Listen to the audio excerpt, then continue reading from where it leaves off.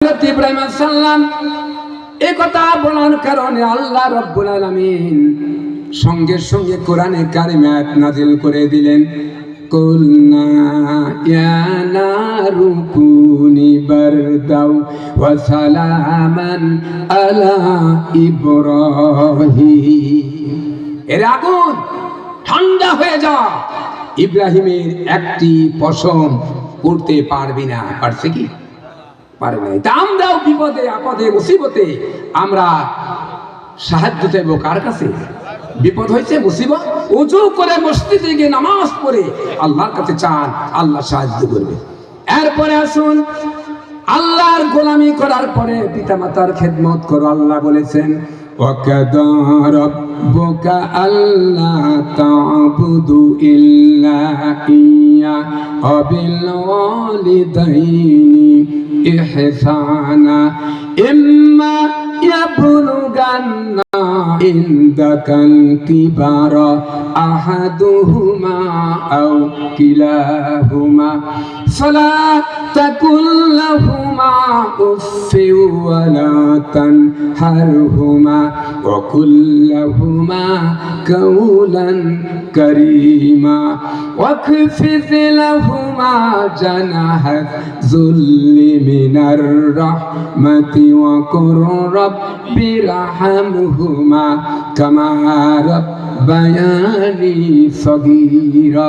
আল্লাহ পাক বলেন, আমার ইবাদতের পরে, আমার গোলামি করার আনুগত্যের পরে, গোলামি করার পরে পিতামাতার খেদমত করো।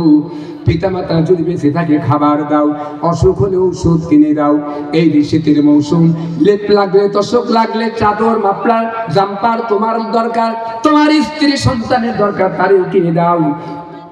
ফলের মৌসুম, দাম কম, ফল কিনে দাও, তাদের কয়েক লোকমা খাবার দিয়ে দাও।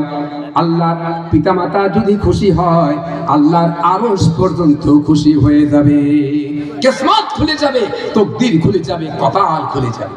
পিতার চাইতে মায়ের মর্যাদা আল্লাহ বেশি দিয়েছেন। আল্লাহ বলছেন, অর্থাৎ পিতামাতার সামনে দাঁড়িয়ে মাথা উঁচু করে, চোখ রাঙিয়ে, চোখ মোটা করে, ধমক দিয়ে কথা বলো না, তাহলে তোমার আমলগুলি বরবাদ হয়ে যাবে। পিতার চাইতে মায়ের মর্যাদা বেশি। কেন? 2 মাস 2.5 মাস পেটে সন্তান, মায়ের গর্ভে 2.5 মাস মা রান্না করে গিয়েছে, রান্নার ঘ্রাণ সহ্য করতে পারি না, মা বমি করে ফেলেছে। 7-8 মাস বয়স বাচ্চার, মা খাবার বসেছে, পেটের ভিতরে বেদনা শুরু করেছে, মা খানা হারাম করে দিয়েছে। প্রচন্ড শীতে লেপ পরে দিয়ে মা ঘুমিয়েছে, বাচ্চা পেটের ভিতরে মাথা হাত দিয়ে আঘাত করেছে। নাড়াচাড়া করার কারণে বেদনা, তীব্র বেদনা ওঠার কারণে মারামের ঘুম হারাম করে দিয়ে লেপটা দূরে সরাই দিয়া একবার দাঁড়িয়েছে, একবার বসেছে, আরাম কোনো প্রকারে পায় নাই। 10 মাস 10 দিন যেদিন পূর্ণ হয়ে গেল, ডেলিভারি কেস শুরু হয়ে গেল, সন্তান যখন ভূমিষ্ঠ হয়ে গেল, আল্লাহ দেখে বলে, বান্দি, তোমার কলিজার টুকরা 10 মাস 10 দিন পরে এসেছে, একবার নিজের গাঁর ফিরায় একবার তাকায়া দেখ। বান্দি তখন সন্তানের দিকে তাকায় থাকে, তাকানের সঙ্গে সঙ্গে 10 মাস গর্ভধারণের কষ্ট আর ডেলিভারির কষ্ট আমি আমার বান্দির কলিজা থেকে মুছে ফেলে দেই। সুবহানাল্লাহ। বন্ধুগণ, আমন্ত্রিত